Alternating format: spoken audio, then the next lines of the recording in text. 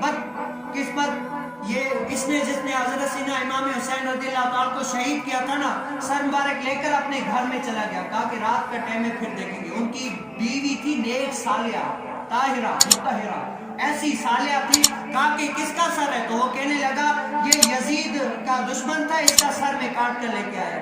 تو جوئی رکھتا ہے کچن میں، وہ اندر سو گیا۔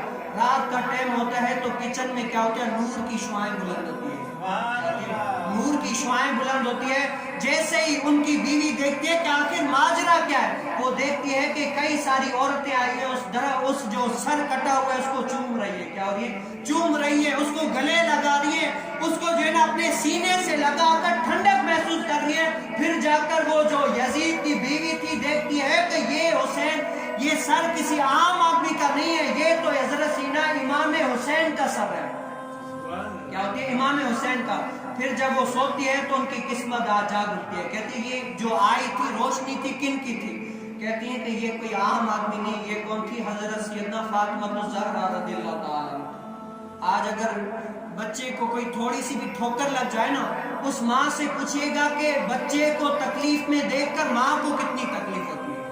اس باپ سے پوچھئے گا کہ اپنے بچے کو تکلیف میں دیکھتے ہوئے باپ کو تکلیف کتنی ہوتی ہے۔ ہر کوئی باپ ماں چاہتا ہے یار میرے بچے کی جو تکلیف ہے نا وہ بھی میرے حصے میں آئے، اس کو آنچ ایک خروش تک بھی نہ آئے۔ بتاؤ یہ صبر کا بھی امتحان دیکھیں کہ حضرت سیدنا فاطمہ الزہرا اپنے لاڈ جن کی قسمیں رب کھاتا ہے، حضور علیہ السلام فرماتے ہیں فاطمہ اس کو جو ہے نا رلایا نہ کرو، مجھ محمد کو تکلیف ہوتی ہے۔ جب سر کٹا دیکھتی ہے حضرت سیدنا فاطمہ تو ان کو کتنی تکلیف ہوتی ہوگی۔ تو جب دیکھا نا کہ یہ ہے، پھر وہ عورت جو یزید خولی کو کہنے لگی تم نے جھوٹ مجھ سے بولا، آج کے بعد میں تم سے بیزار ہوں، دنیا میں بھی آخرت میں نہیں جا رہا ہوں۔ تو وہ چلی گئی۔ آج اسلام ایسے ہی نہیں ملتا۔ کیا ہوتا ہے؟ اسلام ایسے ہی نہیں ملتا۔ حضرت سیدنا امام حسین کی ایسی قربانیاں ہیں کہ اسلام کے لیے ہم چکا بھی نہیں سکتے، لیکن کیا ہم تو ایسے ہی دین کے لیے کیا کر رہے ہیں؟ آج جس نے سنا مکمل طور پر بیان کیا ہے، اس کا ایک ماخذ نکلتا ہے، بیان سے کچھ نہ کچھ نتیجہ نکلتا ہے۔ آپ نے دیکھا ہوگا ایک کہانی ہوتا ہے، کہانی سے ایک سبق آموز آدمی نکالتا ہے۔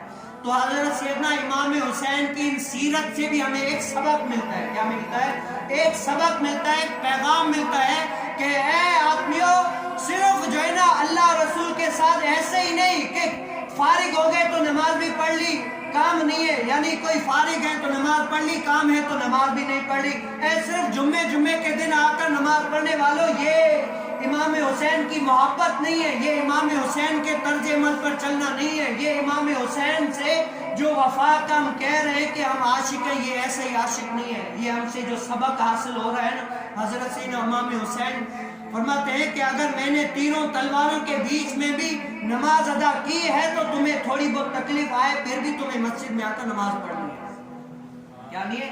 نماز پڑھنی ہے۔ یہ امام حسین کا پیغام ہے ہمارے لیے۔